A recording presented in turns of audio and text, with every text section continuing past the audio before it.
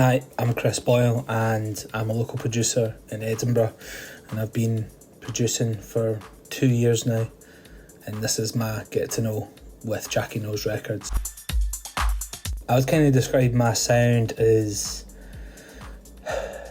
I think this EP is more like piano, like very 90s sounding. I really wanted to kind of tap into the Korg M1 sounds and really explore what it had to offer. In terms of finding my sound for this one. But yeah, definitely I do have a lot of draw towards piano, housey stuff, like classic house. I really like the grittiness of it. But then my next EP is another direction. It's a lot more thumpier and kind of like 808, 909 sounding, with a bit of techno in it. So yeah, probably a mix and match of house and techno. What inspired my idea behind this EP? I don't know what really it was. I was in the middle of lockdown and I sat down and started to learn how to use Ableton, and from there I just kind of found a couple of really nice like piano chord samples, and then I kind of like spliced them up and kind of worked on them for a while, and I really liked the kind of the chord structures and that kind of 90s house sound.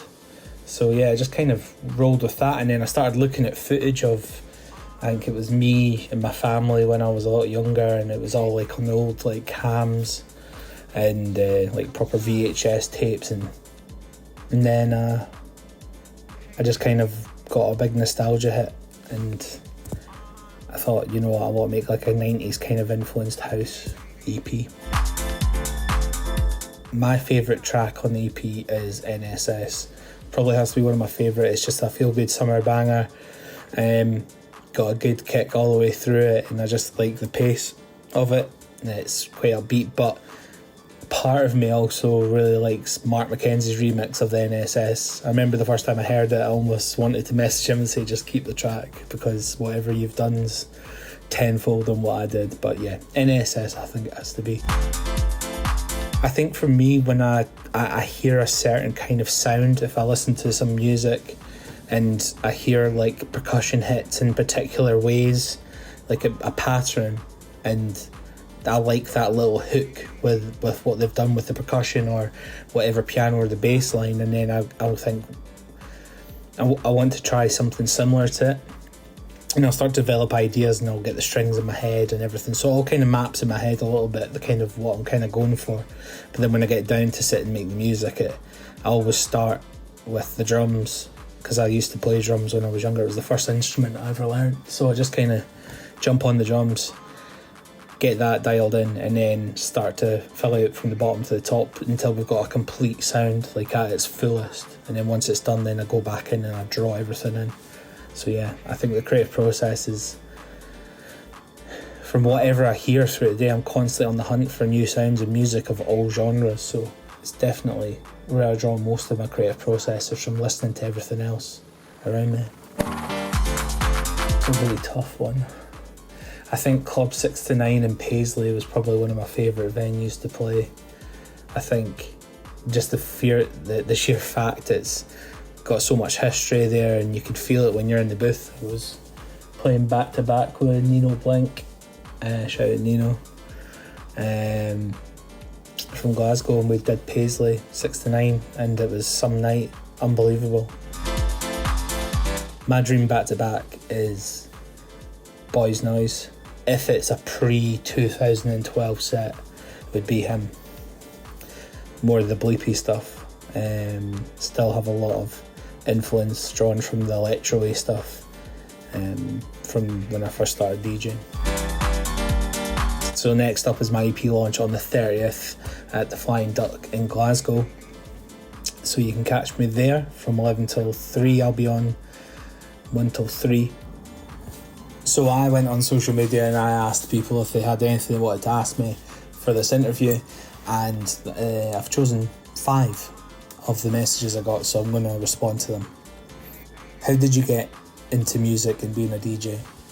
I think it all began through my mates.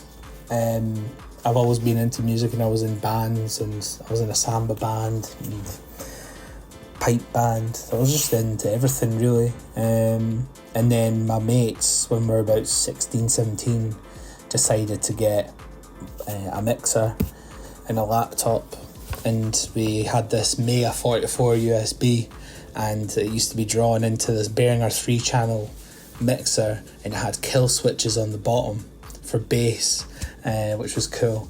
And yeah, we used to play the same like 3 or 4 tracks back to back. We'd go to my mate's dad's house, and there used to be this bungalow in the middle of nowhere in Fife, and we'd sit there from Friday to Monday just playing tunes to each other, you know, having a party and the rest of it, getting on it.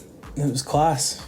From that, I just kind of really enjoyed it. I think there was something obviously about being at like a party, and when you were playing music and watching everyone around you, like, you know, getting into it and vibing off what you're playing, like having a control of the movement of the room, that such an amazing feeling, and I just wanted to do that forever. I just knew that's what I was into. And then as time went on, my mate Blair, he gave me a shot of his. He had CDJ 800s and an 800 mixer and a big coffin, and he gave me a shot of it for a couple of weeks so I could learn how to use the CDJs and get to hands with it. And then I ended up buying my own, and then the rest is history. Just kind of kept going. Where's the coolest, most obscure place you've ever played? I think one of the weirdest gigs I've ever done that was really obscure, and it wasn't even so much it was the place, but it wasn't like weird or anything, but I got booked to play a set from 10 o'clock at night till 7 in the morning for Amazon warehouse outside Edinburgh. It's like one of the biggest Amazon warehouses that they've got. And 10 at night till 7 in the morning, it was absolutely mental, and all the vans were coming in and getting loaded and stuff. It was weird, but yeah, that was probably one of the most obscure bookings I've ever had. Do you ever feel lack of motivation to create music, and what are your obstacles? Yeah, I do have a lot of creative block quite a lot of the time. I think you have good days and bad days, and like I don't think I've ever come across a producer or a DJ that's not had a really good spell where they're doing amazing and stuff's getting released constantly, or, you know, they're just hitting the money all the time on it. And then they end up taking 2 or 3 months out, and then they find their love for it. Sometimes they take a year out. You know, it really does go up and down. It is a roller coaster ride until you get to that point where you're constantly getting booked all the time, and it becomes a full-time job. I think, you know, you'll never always win, you know, but when you do sit down and you get on a creative flow, it's usually good. If you try and force it, you're going to push yourself out of love with it. So I try not to force myself if I'm not into it. I'll always play about with like Ableton and make little drum loops and things and save them, but not take it seriously. It's not like when I sit down, when I had my project for this Still Not Discovered Yet EP, and then I sat and, you know, made time for it specifically. Whereas if I'm not feeling it in me, that I need to sit at the computer and really focus on it, and I want to make something, then 9 times out of 10 I come away just feeling deflated from it, because I've never went in with the idea. I've just said I need to make time to make music instead of actually having an idea and getting down to it.